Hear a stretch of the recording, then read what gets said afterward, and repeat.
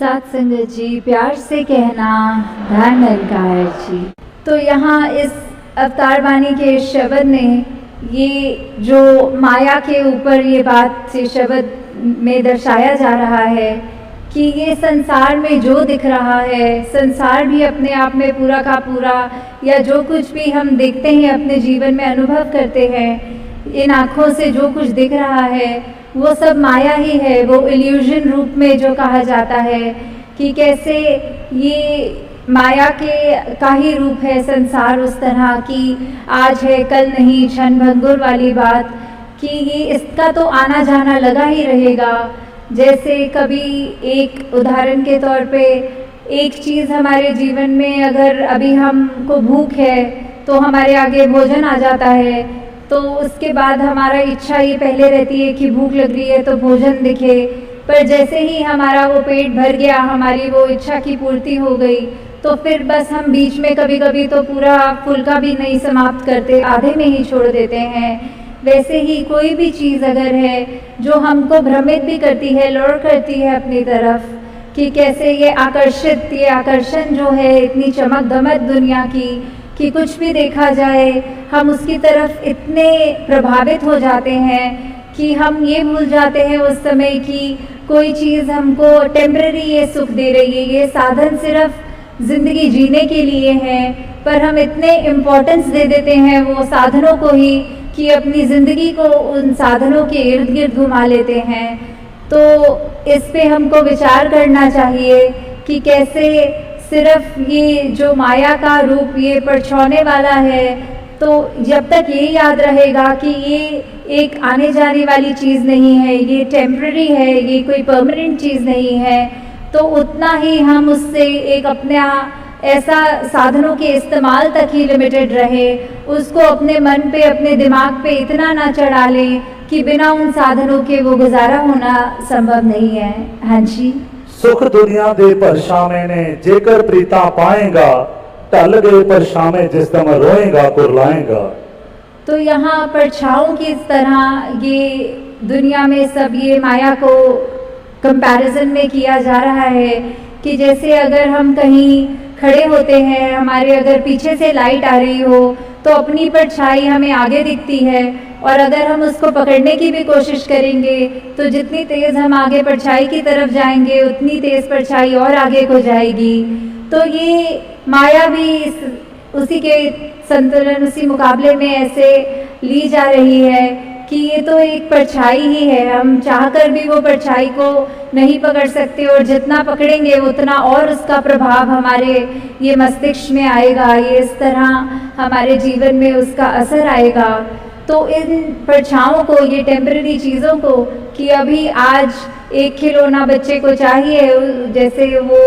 उसको माता पिता वो दिला देते हैं, तो अब कल को वो उस खिलौने से ही बोर हो जाता है, वो बस उसने जितना खेल लिया एक आधे दिन में खेल के, अब अगले दिन उसकी इच्छा एक नए खिलौने की तरफ करती है। तो वैसे ही हमारे साथ भी होता है कि जितनी भी ये परछाई रूप है, ये माया है, ये जो सिर्फ दिखाने के लिए है सामग्री, वो हम उसको निरंकार से ज़्यादा जुड़े ना कि वो सामग्री से। हाँ जी। जो कुछ अखी नजरी आउंदा आवन जावन वाला है, अकलों अन्ना मूर्ख बंदा जो इस दामत वाला है। तो अब यहाँ कहा जा रहा है कि कैसे एक जो माया में पूरा दिन अपना व्यतीत कर रहा है, माया को ही सब कुछ मान रहा है, और ऐसे वो क्लेम करता है कि उसको ये सब चीज़ें अच्छी अच्छी दिख रही हैं, वास्तव में उसको इसमें एक अंधे व्यक्ति से कंपैरिजन किया गया है कि वैसे तो अंधा वो होता है जिसको नज़र नहीं आता, पर यहाँ आंखें होते हुए भी क्या चीज़ देखनी है, क्या चीज़ इम्पोर्टेंट है, उसको तो नहीं देख रहा, वहाँ आंखें बंद हैं, और जिन चीज़ों की कोई ऐसी अहमियत नहीं है, जो हमेशा कायम दायम रहने वाली चीज़ नहीं है ये माया, उसको ही लेकर उसी के पीछे उसी को ही पकड़ के इस तरह बैठ गया। तो फिर इसीलिए उसको ये कहा जा रहा है कि ये बिल्कुल एक उस तरह है कि चीज़ होकर भी अगर आंख बंद कर लें तो फिर वो अंधे की तरह ही यहाँ पे तुलना हो रही है। हाँ जी। चलदे नाल परीता लाके आखिर रोना पैंदा है, हथ पल्ले नहीं पैंदा कुछ भी, सब कुछ खोना पैंदा है। तो अगर पूरी ज़िंदगी ही ऐसे व्यतीत हो जा रही है और बिल्कुल अंत समय में जब ये एहसास होता है कि कैसे यहाँ पे हमको जो करना था इस जीवन काल में वो तो हमने किया नहीं और हम सिर्फ माया में ही भ्रमित रहकर माया का ही सहारा लेते गए, जबकि हमको इस जीवन काल में प्रभु परमात्मा का एहसास करते हुए, पहचान करते हुए सिर्फ प्रभु परमात्मा की ही एक लगन में जहाँ रहना था वहाँ हमने प्रभु परमात्मा निरंकार को तो वो प्राथमिकता नहीं दी, पर अपनी ये मटीरियलिस्टिक लाइफ को ही इतनी महत्ता दे रहे थे कि ये भी बात ज़रूरी है कि हम आए हैं संसार में तो हमारा परिवार भी है, हमारी रिस्पॉन्सिबिलिटीज़ भी हैं, जिम्मेवारियाँ भी हैं। तो ऐसा नहीं है कि माया से बिल्कुल कट ऑफ करने की बात हो रही है। ये है कि चीज़ों का जो बनी है उपयोग के लिए उनका उपयोग करें, उनका सदुपयोग करें, पर उनको अपने ऊपर इस तरह हावी ना होने दें कि कैसे अगर वो चीज़ हमारे से छिन जाए तो इतना उसका असर हमारे ऊपर हो कि हम निराश हो जाएं या फिर इतनी एक्सट्रीम में ले जाएं कि अपनी ज़िंदगी को ही वहाँ समाप्त करने के ख्याल आएँ। तो हमें ये सब चीज़ों से उठना है। सिर्फ ये प्रभु निरंकार परमात्मा जो हमेशा एक ही रहता है, सहज में है और उसी की ही ये मजबूती लेते हुए अपने जीवन को चलाते जाना है। हाँ जी। नाल संत दे प्रीत करे जो सुख ओ सारे पा लेंदे, संत अवतार करे जे कृपा अपने नाल मिला लेंदे। तो कैसे संतों का योगदान रहा है एक इंसान पर कि कैसे वो प्रभाव इस तरह अपना छोड़ते हैं कि जब हम सत्संग में आते हैं और यहाँ का प्रभाव उस तरह जो वचन बोले जाते हैं उनको इस तरह से अपने जीवन में उतारते हैं कि हमें फिर ये लगता है कि संतों ने हमारे को सही मार्ग दिखाया है।